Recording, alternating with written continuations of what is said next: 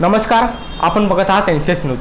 आज आपल्यासोबत एमएमचे प्रवक्ता आरिफ हुसैनी आहेत। सर, सर्वप्रथम आपलं एनसीएस न्यूज चॅनलमध्ये खूप खूप स्वागत आहे। बहुत बहुत शुक्रिया।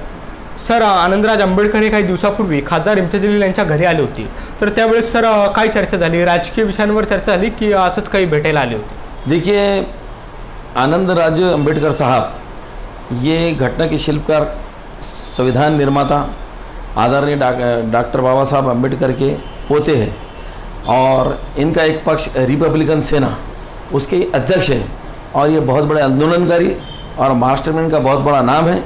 और इंदू मिल का आपने देखा होगा, इंदू मिल के ऊपर एक बहुत बड़ा आंदोलन उन्होंने लगाया था। और इनके हमारे पास में पार्टी के हमारे खासदार इम्तियाज जलील साहब, बैरिस्टर असद अवीसी साहब और पार्टी के पूरे जिम्मेदारों के पास में इनका बहुत आदर, बहुत सम्मान है। उस पशुपेश में वो इम्तियाज जलील साहब से बिल्कुल मिलने के लिए आए थे और हर पहलू पे उनसे बातचीत हुई, हर पहलू पे उनसे चर्चा भी हुई। सर, आनंदराज आंबेडकर हे घरी आले होते, तर सर यावेळेस एमएम आणि रिपब्लिकन सेनेची युती होण्याची काही शक्यता आहे का? देखिए, हमारा पक्ष राजकीय पक्ष है और जितने राजकीय पक्ष के एतबार से हमको जितनी संभावना होती है हम उन संभावनाओं को तलाशते हैं और उसके अंदर अगर से कोई अच्छा मार्ग और अच्छा रास्ता निकलता है जो लोगों के हित का, दोनों समाजों के और प्रदेश के हित का होगा, बिल्कुल ऐसे निर्णयों को हमारे खासदार इम्तियाज जलील साहब, बैरिस्टर असद साहब बिल्कुल इसके ऊपर निर्णय लेंगे। सर, मागील वेळेस एमएम आणि वंचित बहुजन आघाडीची युती होती आणि सर इम्तियाज जलील यांना निवडून आणण्यास वंचित बहुजन आघाडीचे फार मोठे श्रेय आहे। तर सर यावेळेस अफसर खान यांना उमेदवारी वंचित बहुजन आघाडीने जाहीर केलेली आहे, तर यावेळेस सर एमएमला याचा काही फटका बसेल का? देखिए, सवाल फटके का और नुकसान का नहीं होता है। पिछले टाइम पे जो युति और अलायंस हुआ था वैसे समीकरण थे, वैसे हालात थे और दलित मुस्लिम समाज एक जगह आया था। ख़ास बात ये है, और दलित मुस्लिम समाज जब एक जगह है तो दलित मुस्लिम समाज हमेशा साथ रहा है। हमारी भी कोशिश रही कि हर बार राजकीय लेवल के ऊपर दलित मुसलमानों के साथ रहना चाहिए, मुसलमान दलित के साथ रहना चाहिए और उस समीकरण ने एक बहुत बड़ा यश हमको दिलाया है, इसमें कोई शक नहीं। दलित समाज का बहुत बड़ा सम्मान और बहुत बड़ा हमारे पास में उपकार भी है उनका कि उन्होंने हमारे साथ मतदान दिया है, हमको मतदान दिया, साथ दिया है। इस बार के इलेक्शन में भी हमारा ये पूरा यकीन है, उम्मीदवारी किसको जारी है वो महत्व की बात नहीं है। पार्लियामेंट में नेतृत्व कौन कर सकता है और विश्वास किसके ऊपर है दलित समाज का, नेतृत्व पार्लियामेंट के अंदर खासदार इम्तियाज जलील साहब कर सकते हैं और विश्वास अगर किसी पे तो इम्तियाज जलील साहब के नेतृत्व पे। क्यों? तो 5 साल का दान का अनुभव उनको है और 5 साल के अनुभव में उन्होंने समाज की आवाज़ को बुलंद करके दिखाया, हर अपने समाज की हर सारे समाजों की आवाज़ को उठाया ताकि समाजों को सामाजिक और राजकीय न्याय मिल सके।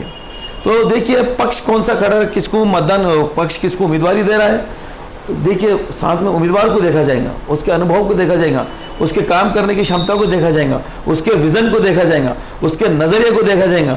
और ये सारी चीज़ें जितनी मैंने कहा है वो अगर किसी एक पर्सनालिटी के अंदर आपको मिलेंगे तो खासदार इम्तियाज जलील साहब। इसलिए इस बार उम्मीदवारी किसको मिले वो महत्व की बात नहीं है, हमारे लिए इंपॉर्टेंट बात यह है कि दलित समाज पूरी हिम्मत और जरूरत के साथ फिर एक बार इम्तियाज जलील साहब के खंबीर नेतृत्व के साथ खड़े रहेंगे। हम बहुत आशावादी और ऐसा हमारी उम्मीद भी है और जितनी आवाज़ दलित समाज की मुस्लिम एमआईएम पार्टी की तरफ से खासदार इम्तियाज जलील साहब उठा सकते हैं, मेरे को नहीं लग सकता कि कोई दूसरा समाज वो न्याय कर सकता या कोई दूसरा उम्मीदवार वो न्याय दे सकता। सर, अफसर खान यांना राजकारणाचा तगडा अनुभव आहे। 2014 मध्ये अफसर खान हे आमदारकीसाठी उभे होते आणि यावेळेस सर 2024 मध्ये ते लोकसभा निवडणूक लढवणार आहेत, तर यामुळे सर मुस्लिम मते फुटण्याचे चान्सेस आहे का? देखिए, जब आप पिछले इलेक्शन की बात कर रहे हैं वो आमदार का इलेक्शन था, समाजवादी पार्टी से उन्होंने लड़ा था और कांग्रेस पक्ष की तरफ से एमएम शेख साहब ने भी लड़ा था। वह मत किसको कितने मिले वो सब जनता के सामने है। रही है पार्लियामेंट के इलेक्शन की बात, अब पार्लियामेंट के इलेक्शन के अंदर कैसा मैं आपको बार बार कह चुका हूँ कि पूरा खंबीर नेतृत्व, जो 5 साल का दांड का अनुभव, पार्लियामेंट के अंदर हेवी एक्सपीरियंस, बेस्ट पार्लियामेंटेरियन बोल के अगर ये किसी ने सिद्ध किया है तो खासदार इम्तियाज जलील साहब ने किया है। देखिए, मैं आपको एक बात बताता हूँ कि जो पार्लियामेंट गुजरी है 2014 से 2019 से लेकर 2024 तक, इस पार्लियामेंट के अंदर एक कीर्तिमान, एक इतिहास अगर किसी ने बनाया है तो हमारे राष्ट्रीय अध्यक्ष बैरिस्टर असद अवीसी साहब, हमारे प्रदेश अध्यक्ष जनाब इम्तियाज जलील साहब, दोनों ने मिलकर पार्लियामेंट के अंदर 640 प्रश्न उठाए हैं जो जनता के हित के थे, जो देश के हित के थे, जो प्रदेशों के हित के थे। और यही महान कीर्तिमान अगर किसी ने किया है महाराष्ट्र प्रदेश से, एक में नेतृत्व था खासदार इम्तियाज जलील साहब का, जिन्होंने महिलाओं की आवाज़ को उठाया, वृद्धाओं की आवाज़ को उठाया, नौजवानों की बेरोजगारी की आवाज़ को उठाया, स्टूडेंट की आवाज़ को उठाया, किसानों की आवाज़ को उठाया। ऐसा कौन सा क्षेत्र है जिसका दान का अनुभव उनको नहीं, जिसकी आवाज़ उन्होंने उठाई। आवाज़ उठाने का मतलब ये कि सिर्फ आवाज़ नहीं उठाई, आवाज़ उठाने के बाद में बेहतरीन नेतृत्व किया और पाठ पुरावा करके समाजों तक वो न्याय दिलाने का काम किया है। इसीलिए इस बार के इलेक्शन में वोटों के विभाजन को तो आप भूल जाओ। जनता इतनी होशियार और इतनी चाणाक्ष और इतनी होशियार हो चुकी है कि जनता इस बार के इलेक्शन के अंदर एक एक मत अपना बहुत सोच समझ के देने वाली है। कोई भी नहीं चाहेगा, हर व्यक्ति का, हर शख्स का वोट बहुत कीमती है। वो देते टाइम पूरी ईमानदारी से वही पक्ष के पीछे, वही नेतृत्व के पीछे देगा जो 5 साल तक उसके दिलों की तर्जुमानी करेगा, उसकी आवाज़ बन के पार्लियामेंट में उठेगा, उसकी आवाज़ में आवाज़ मिलाएगा। और मुझे लगता है जितने उम्मीदवार सामने आ जाए वो व्यक्तित्व, वो नेतृत्व, वो कैंडिडेट सिर्फ और सिर्फ एक ही है, वो है खासदार इम्तियाज जलील साहेब। सर, किराडपुरा दंगलीतील घटनेमुळे खासदार इम्तियाज जलील यांच्यावर काही नागरिक नाराज झाले आहेत, तर त्या नागरिकांना आपण जवळ आणण्याचा कशाप्रकारे प्रयत्न कराल? देखिए, मेरे को आप बताइए नाराज़ कौन है? पूरा शहर खुश था, हर समाज के लोग खुश थे। वजह इसकी ये थी कि सारे जितने जिम्मेदार लोग हैं, इन लोगों को एक बात समझ में आ गई कि एक अप्रिय घटना बहुत बड़ी वहाँ घटने जा रही थी और उस घटना को अगर किसी ने रोका है, उस घटना को अगर बड़ी तबाही को तबाह होने से अगर किसी ने रोका है और स्पॉट पर पहुंचकर, स्थल पर पहुंचकर अगर जितने उत्तेजित लोग थे, जितने तशद्दुद में काम करने वाले लोग थे, जो एक अप्रिय घटना घटाने के लिए वहाँ पर लोग थे, उनको अगर उस रात को जाके किसी ने समझाया, उस रात में जाकर अगर किसी ने अमन और शांति पैदा की, तो वो नेतृत्व का नाम खासदार इम्तियाज जलील साहब है। इसीलिए शहर के लोग, सारे समाज के लोग जो शांति प्रिय है, जो अमन और शांति चाहते हैं इस शहर के अंदर, वो तमाम लोग खुश हैं। नाराज़ कौन से लोग हैं? जो उस रात को वहाँ आए नहीं, जिन्होंने कभी आके शांति की अपील नहीं की, जिनको मालूम था घटना घट रही है, दिल जिगर गुर्दा लगता है स्पॉट पे आके नौजवानों के बीच में जाकर अमन को कायम करना। हिम्मत और जुर्रत का काम रहता कि जो गुस्से में लोग हैं उनके बीच में जाके शांतता पैदा करना। और ये दिल जिगर गुर्दा अगर किसी के पास में था तो वो सिर्फ इम्तियाज जलील साहब के पास में था। मैं आपसे पूछता हूँ, कोई साधारण आदमी होने दो, कोई नाराज़ नहीं है, कोई दूरअंदेश आदमी रहने दो, कोई नाराज़ नहीं है, कोई एजुकेटेड पर्सन रहने दो, कोई नाराज़ नहीं है। कुछ चंद राजकीय लोग जो इसका राजनीतिकरण करके इसका लाभ उठाना चाह रहे, लेकिन उसके अंदर वो कभी भी कामयाब नहीं होंगे। क्यों?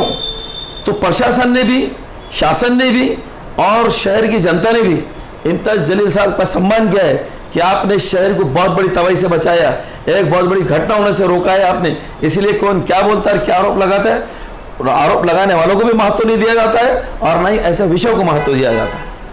सर, सर्वच उमेदवार म्हणतात की माझी टक्कर याच्यासोबत आहे, माझी टक्कर त्याच्यासोबत आहे, तर इम्तियाज जलील यांची टक्कर कोणासोबत आहे? देखिए, दरअसल बात यह है कि ये चुनाव का क्षेत्र है।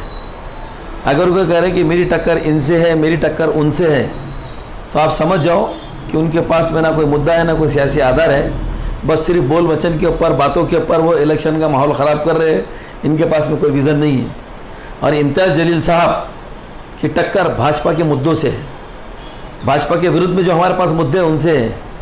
हमारी टक्कर बेरोज़गारी से है, हमारी टक्कर बढ़ती हुई महंगाई से है, हमारी टक्कर महिलाओं की सुरक्षा से है, हमारी टक्कर गरीबों को जो तो कैसा बिलो पार्टी लाइन से ऊपर निकाल सकते हैं, हमारी टक्कर किसानों की आत्महत्या कैसे रोक सकते हैं। इन मुद्दों से हमारी टक्कर है, इन मुद्दों से हमारी लड़ाई है। और अगर कोई व्यक्ति कह रहे कि मेरी टक्कर इनसे और मेरी टक्कर उनसे है, तो समझ जाओ सिर्फ माहौल को ख़राब कर रहे। और जनता ऐसे लोगों को बहुत अच्छा जवाब देगी। मैं बता रहा हूँ आपको, जो झूठा प्रोपेगेंडा और झूठा माहौल बनाने की कोशिश कर रहे, ये लोग 150 वोटों को तरस जाएंगे।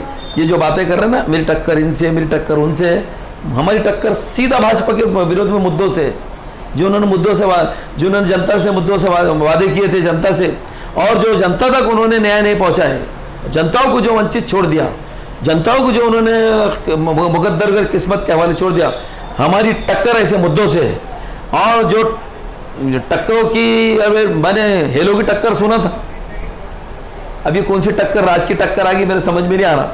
इसलिए राजकीय के अंदर देखिए, लोकतंत्र के अंदर लोग बादशाह होते हैं, लोगों के हाथ में होता है लोग किसको सम्मान देंगे, लोग किसके पीछे मत देंगे। और लोग इस बार जो मत देंगे, तो लोगों ने अपना मन बना के रखा है, मत किसको देंगे, उसी को मत देंगे जिसके पास 5 साल का दांड का अनुभव है, जिसने सारे समाजों की पार्लियामेंट में आवाज़ उठाया। ये अक्कर टक्कर चक्कर, ये सिर्फ बातें धराशायी होकर रह जाएंगी। कोई अपनी डिपॉजिट नहीं बचाएगा और खासदार इम्तियाज़ जलील साहब फिर से एक बार रिपीट पार्लियामेंट को पहुंच जाएंगे जनता की आवाज़ बन। सर एनसीएसच्या माध्यमातून आपण नागरिकांना काय संदेश द्याल? अवाम का हमारा ये संदेश है, अवाम से हमारी ये विनंती है, अवाम से हमारी ये नागरिकों से हमारी अपील है कि इस बार के इलेक्शन के अंदर बिल्कुल होश हवास के अंदर अपने वोट दो, किसी के बहकावे में मत आओ और किसी की ध्रुवीकरण के पीछे मत जाओ। देखिए, आपके सामने एक काबिल नेतृत्व है, आपके सामने शांति प्रिय, आपके सामने प्रेम प्रिय, आपके साथ में एकता प्रिय एक नेतृत्व आपके सामने इम्तियाज़ जलील साहब का है, जो वेल एजुकेटेड है, जो हाईली क्वालिफाइड है, जो सारे समाजों का सम्मान करना जानते हैं, जो सारे समाजों का अमन शांति के साथ प्यार मोहब्बत के साथ लेके चलना चाहते हैं। इसलिए मैं ज़िले की तमाम अवाम से कहूँगा, और शहर की भी और ताल्लुक़े की, देहात की और गांव खेड़े के लोगों तक, जहाँ तक हमारी आवाज़ पहुँचेंगी सभी लोगों तक हमारा ये प्रेम का संदेश है कि फिर एक बार बेस्ट पार्लियामेंट्रियन इम्तियाज़ जलील साहब के हक़ में आप अपने वोटों का, भरघोस वोटों का मतों से आप उनको फिर से एक बार जिताइए और पार्लियामेंट के अंदर खंबीर नेतृत्व लीजिए। बेहतरीन नेतृत्व अगर आपको कोई दे सकता है तो जितने उम्मीदवार सामने आ रहे, इम्तियाज़ जलील साहब से बढ़ के कोई उम्मीदवार आपका पार्लियामेंट में आवाज़ उठा नहीं सकता, कोई मुद्दों के ऊपर बात कर नहीं सकता, कोई आपको सामाजिक और राजकीय न्याय नहीं दिला सकता सिवाय इम्तियाज़ जलील साहब।